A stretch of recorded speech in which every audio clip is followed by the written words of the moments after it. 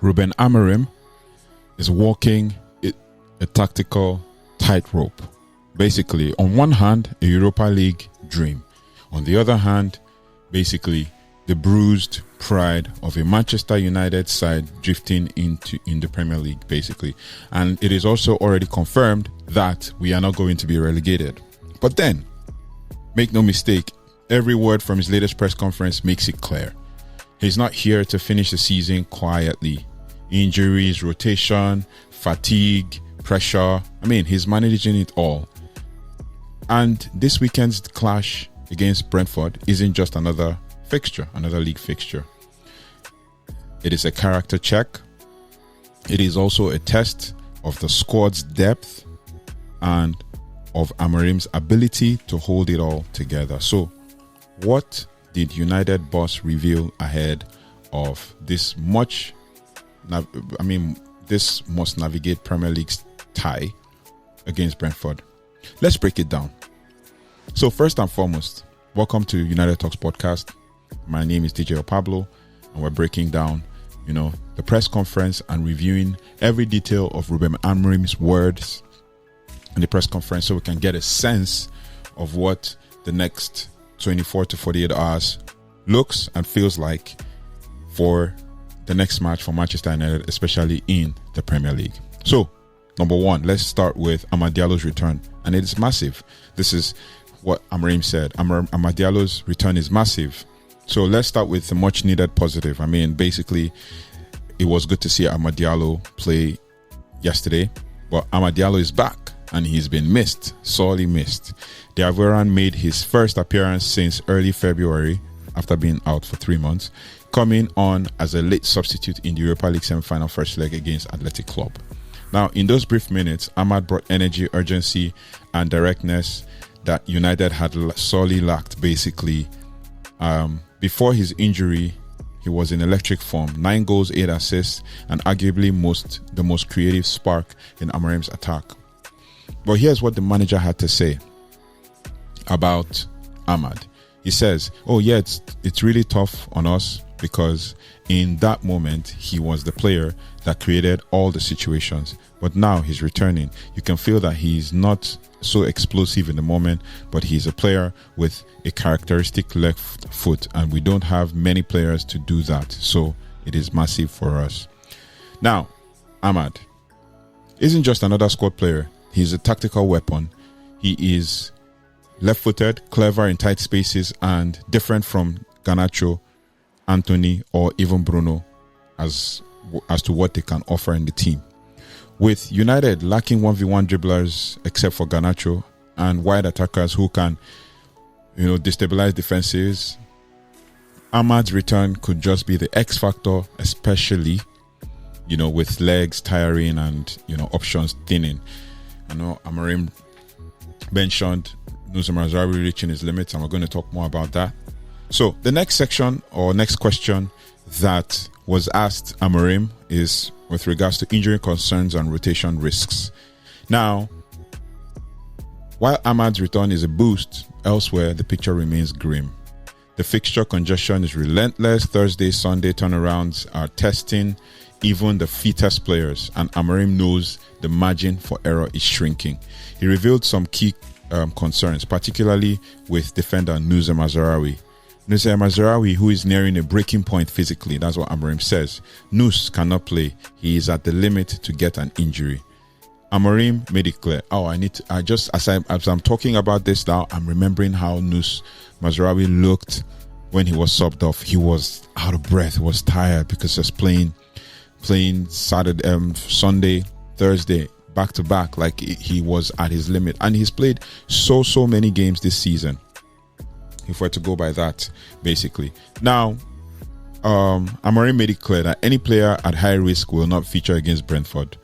This means that fans can expect heavy rotation, possibly involving academy players and perhaps an unfamiliar lineup. But he also made a point. We are Manchester United. We cannot go into the game without thinking we can win it.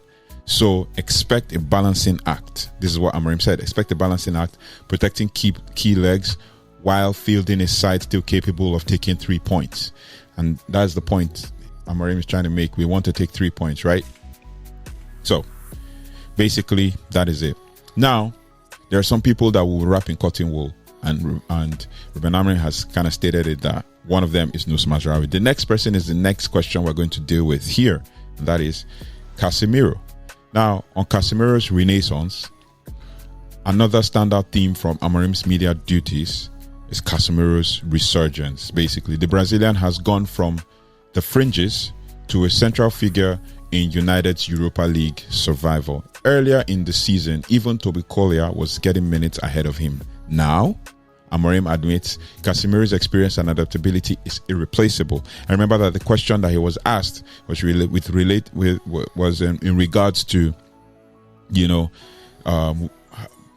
about Casemiro's resurgence and all of that, and he said something like, "Oh, right now," they were talking about learning how to use Casemiro. He talked about it, and he talked about it against Bilbao as well. So it's like now he has learned how to use him, and he talked about Casemiro not jumping into tackles or holding back and dropping deep, and being very tactical about how he approaches the game and all of that. So Amorim admitted that Casemiro's experience and adaptability are irreplaceable.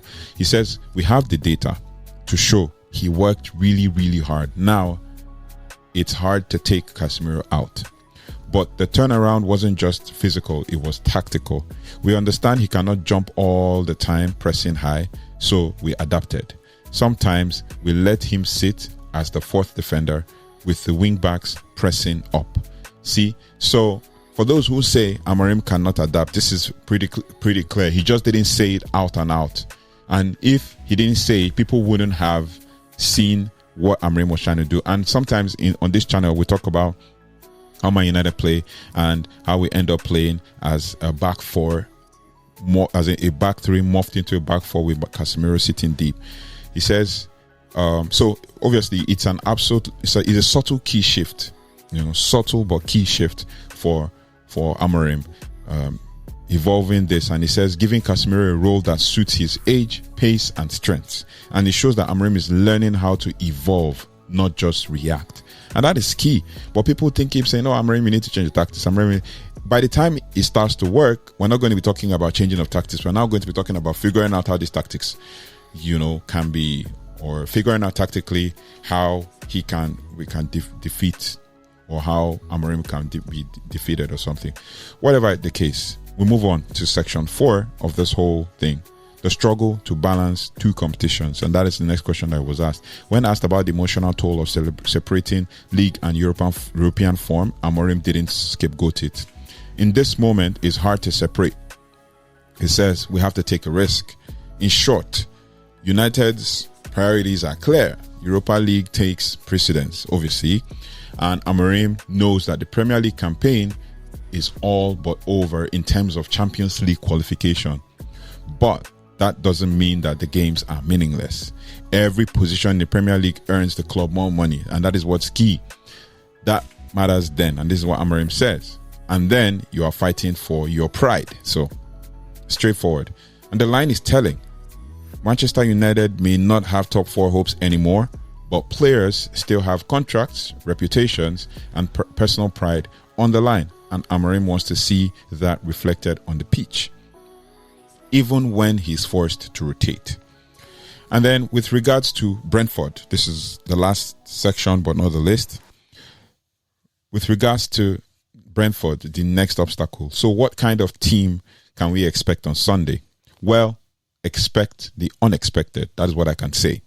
Amorim confirmed that United have brought a larger squad to prepare, with some youth players involved in training.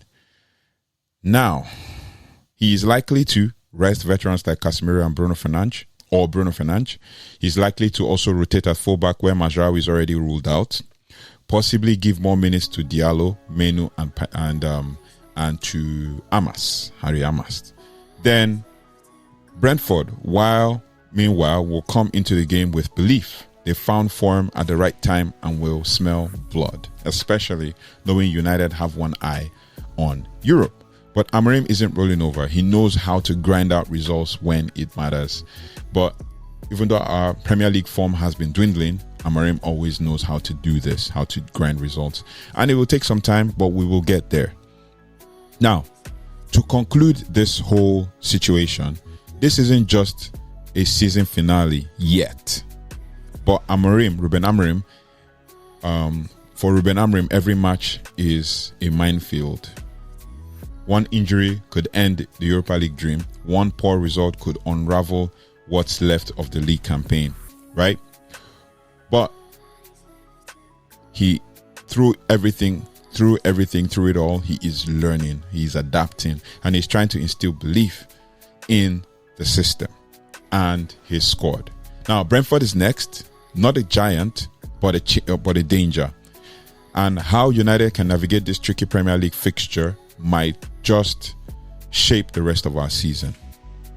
Now, all eyes on Thursday, feet grounded on Sunday, and this is the test of Manchester United under Rúben Amorim. Now that we've listened to the press conference review and we've kind of thought about how things have been and what is expected, what do you think about Rúben Amorim's words? What do you think about Rúben Amorim's plan for Sunday? And how do you think that Rúben Amorim's going to approach that game on Sunday? Do you think that he's going to heavily rotate, or he's going to, put the squad and risk anything? But the truth is Brentford a meaningful game or a meaningless game? Because we're not relegating, and Wolves just lost to Man City today, so hopefully we should be able to try to get the points to climb over Wolves if we get the 3 points. Our record against Brentford is not that bad. It's not poor at all. It's good, but we need to capitalize. And they have really good players. But we're going to do a match review in the next few hours, and you watch that and you see like the key players and all that. But let me know your thoughts and feelings in the comment section as we build towards the Premier League clash on Sunday. Thank you so much for watching. Thank you so much for liking, sharing, and subscribing. If you haven't already, please do like, share, subscribe, and hit the notification bell. And also comment and let me know your thoughts and feelings about everything that Rúben Amorim said, and we'll build on from here. Take care, goodbye, and God bless.